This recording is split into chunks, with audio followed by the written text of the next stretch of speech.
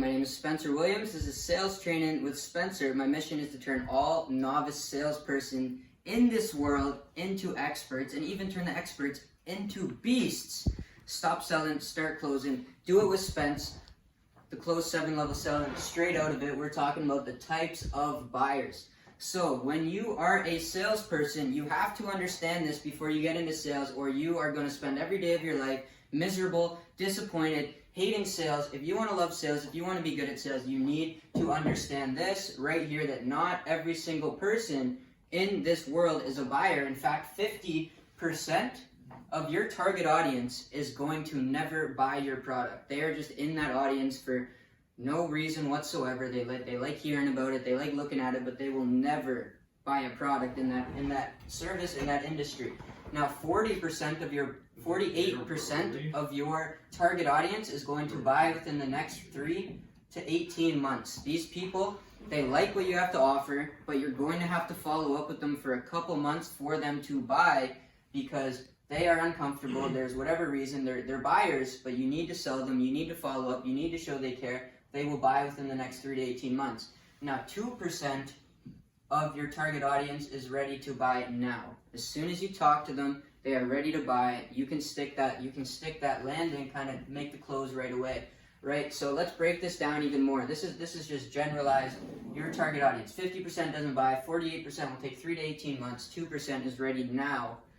But what are the percents of the population in the world, right? So 5% of the world's population are self-actualizing buyers.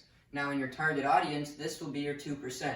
5% of the world's population, they know what they want, when they want it, and how they are going to get it, right? As soon as they walk in, these are like your dream buyers. They walk in already knowing what they want. They walk in already knowing they're going to buy. They answer your phone call knowing that they're about to buy. These are the dream buyers. You never had to follow up. You never had to really sell them. They're what you call laydowns. You call them, you pitch them. Yes, I want that and I want it now. Boom. These are the now people, your dream buyers. You want these. They're hard to find though. Sellable buyers. These are going to be your 48%. Sellable buyers, 90% of the world is a sellable buyer. You need the certain tricks, the certain skills, the certain mindset to be able to really get to the root of their problems, solve a problem for them, create a problem for them, and then solve that problem for them. And that's why they're called sellable buyers. You're going to need to sell them on it. You're probably going to need to follow up with them for a couple months, a couple appointments, and work on them a bit, but they are sellable buyers. You just need the skills to do it. This is 90% of the world, right? You need skills to get these people. Here's the in-heat buyers as well. 10% of the world will be in heat. In the heat of the moment, when you got them going on the call, you got them in their emotional mind, you can kind of push them into buying. Like you hype them up, you get them amped up, you talk about it going. Our food's here, by the way. You get it going, and then they're in heat.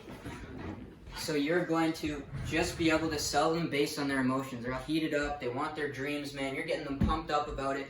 Keep pumping, keep pumping, keep pumping. Visa or MasterCard. Oh, I don't know, man. Oh, come on, don't give up on your dreams, bro. This is it right here. This is the reason you can't. And then, boom, they're going to buy, right? You got to get them in heat, but these 10% of the population, in heat buyers. They're ready to go if you can get them in heat, man. Get them pumped. Buyers in power. This will be 30% of the population.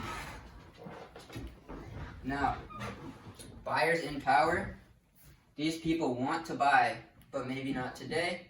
They are in pain.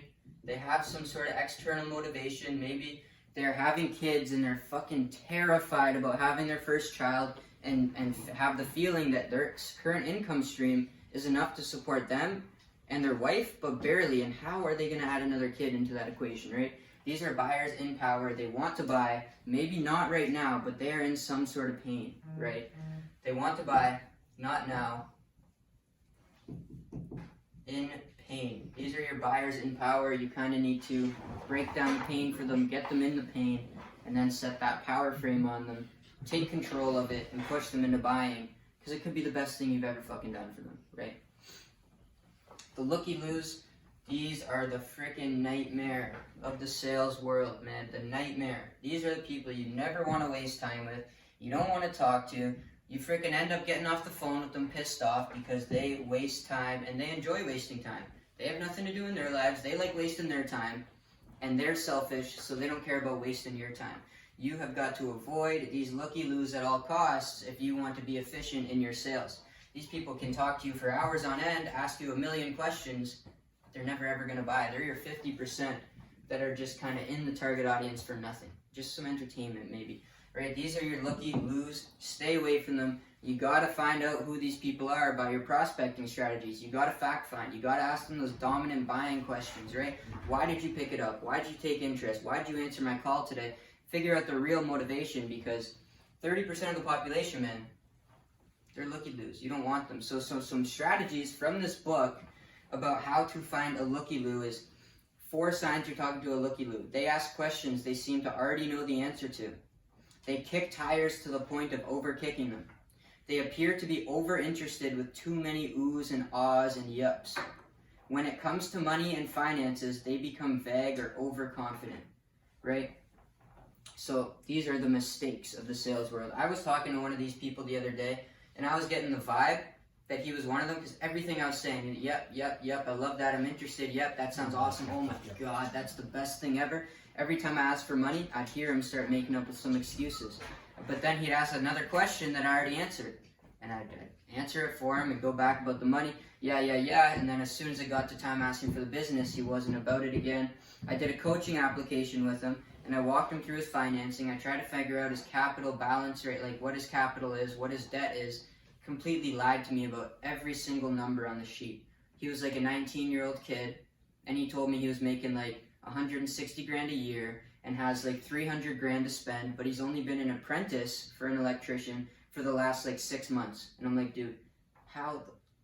At that moment I knew, dude, this guy is a looky-loo. How are you making 160 grand in 6 months of being an apprentice electrician? It's not even possible unless you're a freaking world-class electrician working on the Trump Towers out in the United States. But in Dubai. You're an apprentice. Yeah, but you're an apprentice working out of like freaking Sudbury, Ontario. Like, dude, no way.